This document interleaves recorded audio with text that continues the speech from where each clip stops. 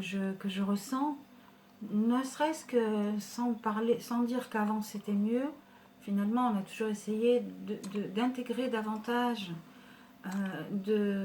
d'art à la ville, soi-disant. Mais le fait est que, pour des raisons, je pense, de contrôle politique... Il y a eu un changement, si tu veux, entre une période où il y avait des théories de l'art Oui. qui étaient associées à des théories d'urbanisme, et puis maintenant une théorie de l'art où ça va de problèmes particuliers et personnels de personnes qu'on va mettre du côté de la singularité, à de l'ironie sur l'art ou sur la vie ou sur la société, etc. Quoi. Je comprends. Donc maintenant tout est possible, tout est permis, et on ne peut pas moraliser les choses en disant voilà, le vrai art serait ici, et bon, Oui. on sait qu'il y a des choses de plus ou moins bonne qualité, mais c'est un rapport général de l'art à la société qui est un petit peu en perdition quand même, quoi, dans tout ça. Quoi. Oui, je pense que ça vient de loin, cette espèce de mythe, si tu veux, qui en plus paraît tellement, pour moi aussi, pour des gens que je connais proches, qui sont artistes, pour la plupart, les mythes actuels, enfin les gens qui sont portés au nu, qui sont des références sur le plan culturel, de l'institution culturelle, nous semblent complètement aberrants. Donc on est d'autant plus révoltés qu'ils soient mis au rang de mythe, puisque nous, on trouve que c'est moche, que c'est du pipeau quelque part, qu'il n'y a pas d'authenticité véritable.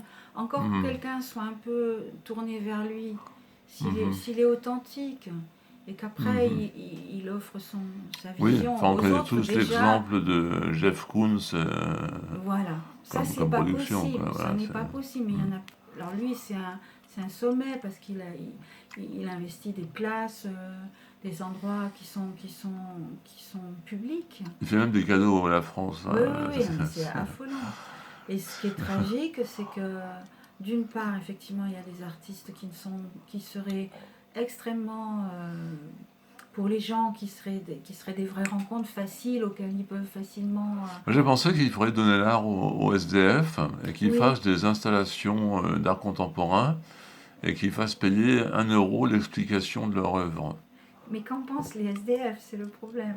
Qu'en pensent les SDF, hein. Bah, si c'est pas accompagné politiquement, ils vont rien en penser, quoi.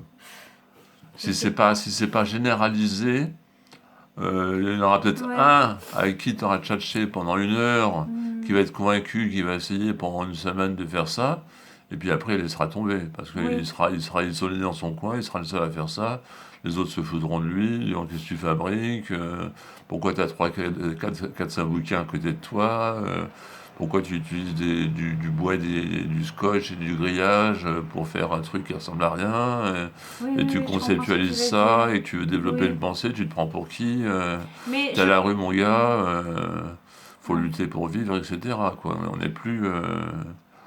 On n'est plus dans l'échange d'une construction de sens contre 1 euro. Quoi. On n'est plus dans un échange culturel. Quoi. Oui. Alors qu'ils sont demandeurs d'un échange culturel quelque part, puisqu'ils n'hésitent pas à prendre leur guitare ou bien sûr, mais moi des choses comme ça. J'ai un ami qui était encore SDF il y a 3 mois, ou même 2 mois, donc qu'il a été longtemps dans sa vie. Mais ce qui me frappe, moi je peux difficilement faire des généralités, parce que je pense qu'effectivement, il y en a qui jouent de la musique, il y en a beaucoup. Il y en a beaucoup qui sont jongleurs. Voilà, qui sont jongleurs, mais il peut y en avoir qui, dans leur coin quand même, qui ont besoin de faire des choses. Je pense que les SDF, effectivement, il y a des choses qui les relient, si tu veux, dans leur... Mais dans l'idée que tu fais une œuvre qui vaut ce qu'elle vaut, que tu peux la poursuivre dans le temps et qu'elle ne va pas disparaître dans l'espace,